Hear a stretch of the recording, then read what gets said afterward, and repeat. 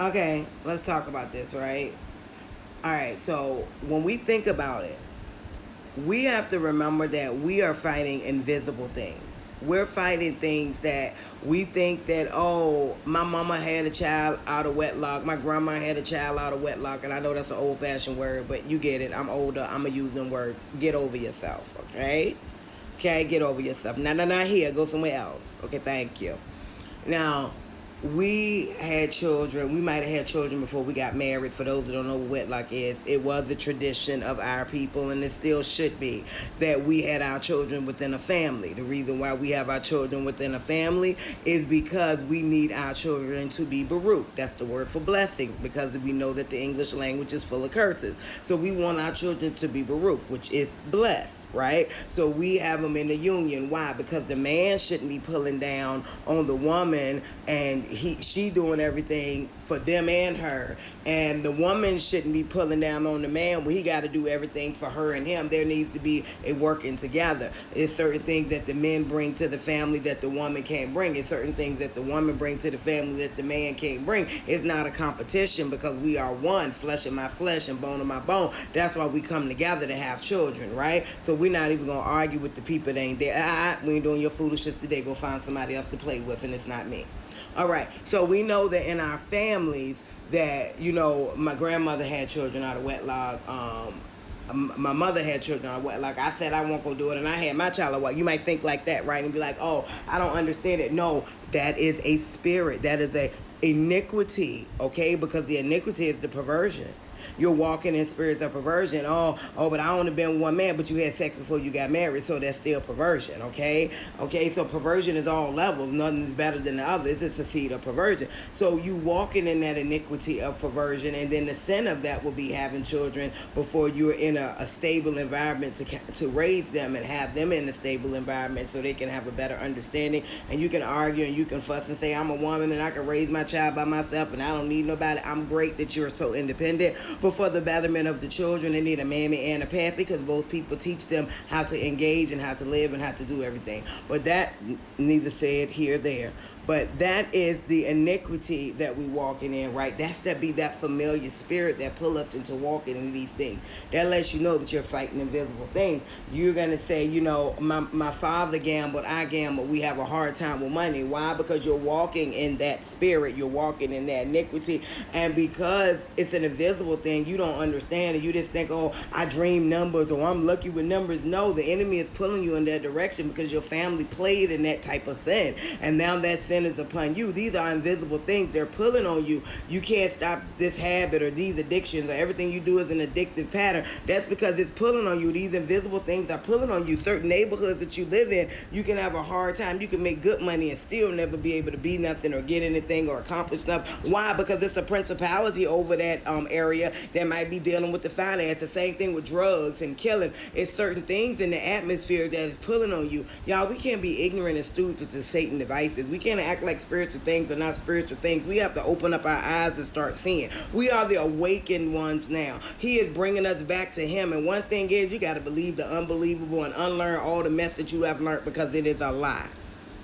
Okay, we have to realize that yes, we are fighting invisible things, and we have to realize that the enemy has already been conspiring against the children of Yashrael and the seed of Adam since the beginning of time, and he has made his own seed in the midst of the seed. That's the story of the wheat and tare. They're not of us, but they're mixed in with us, so you think they are of us, and when they say we all are equals, they don't believe it anyways. I don't know why we try to believe it, but we are not all equals, because one of us came from the actual seed of Adam and Eve, and then some of us implanted themselves within the seed of Eve and made our own seed. And it's in the word, it's biblical. If you want to argue and fuss, not with me, go read it for yourself. If you can't read, listen to it, but get some comprehension, okay? Because we have to learn knowledge. We can't keep going around here and acting like ignorance is bliss. It's not bliss. He says that we perish because of lack of knowledge, and when we going to stop acting like we don't need to know what we need to know? We are fighting an invisible war that has already started and has been coming up against us, the people of Yashrael. It is coming up against us. We're the most hated people on the planet, Black Americans. We are the most hated people on the planet.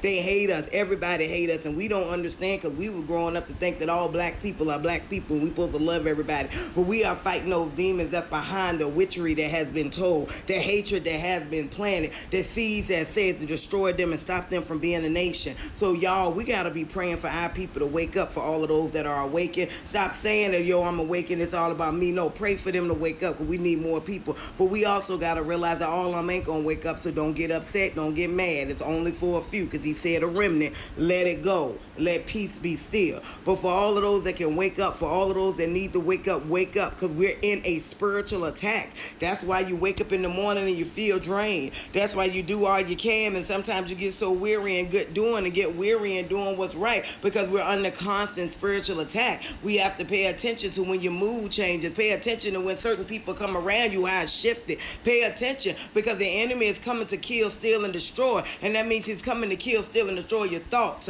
your dreams, the things that Yahuwah has put in your heart and your desires to do, the changes that you want. He wants you to feel too overwhelmed to start that thing that you're supposed to start. He wants you to procrastinate and hesitate. He wants you to hate and be angry and be vicious, because all of those things turn away the goodness of Yahuwah. He told for us to think on what's good, what's righteous, what's right? We do good reports. We got to get in that word and learn that word. None of us is going to be perfect, and I ain't going to say I'm perfect. I got all my flaws, so talk about me, boo-boo, because I don't care. But what I'm trying to say is, y'all, we got to put one foot in front of the other. We can't get weary. We got to realize that he coming after our thoughts, because he's the prince of the air. He comes to make us feel like we can't press on, like, oh, something's wrong with me. I need this medication for this. I need this drug for this. I need this fix for this. No, those not going to fix us, y'all, because these are spiritual attacks. We got to make sure we get in that word of the Most High. You got to know that word. You got to know what that word says. You got to know what that word says you can do and what you can't do, because if you just move in alignment of the things that he's telling you that you can do,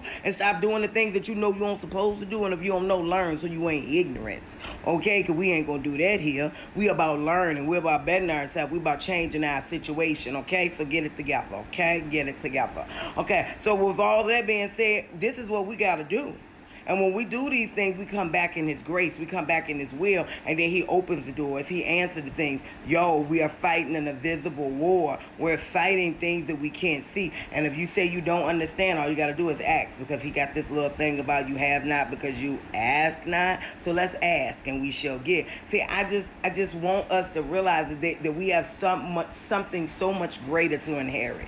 We got something so much greater to do. And it ain't about religion. It ain't about them laying their hands on you and you playing their devil worship and you falling out, going to their altars, worshiping their gods, and things ain't changing in your life. Things ain't getting better. You going in on Sunday morning for a hope speech and then pay your tithes, give me your offering type thing. And then you go back out there living ratchet, full of hell, ain't doing what you need to do, and ain't nothing changing. Your generation's getting sold to Satan. They don't want to live right, don't want to respect you, don't even want to be around most of you because you're so wicked and all that type stuff. That ain't where it's at. He want our children to love us because we bent that tree when it was young and we told them about the Yahuwah. And if you didn't have the opportunity, it's never too late because you still got breath in your body. Change. Yo, we got to wake up. We got to change. We're chosen. And then when you chosen, that means you're not just called with a big old roll call. You actually the ones that's mainstream, the ones that's getting the job. He wants you to get the job. That means you got to endure to the end. You can't be thinking that things ain't what it is. And you got to call a lie, and the truth, the truth. You got to call good, good, and bad, bad.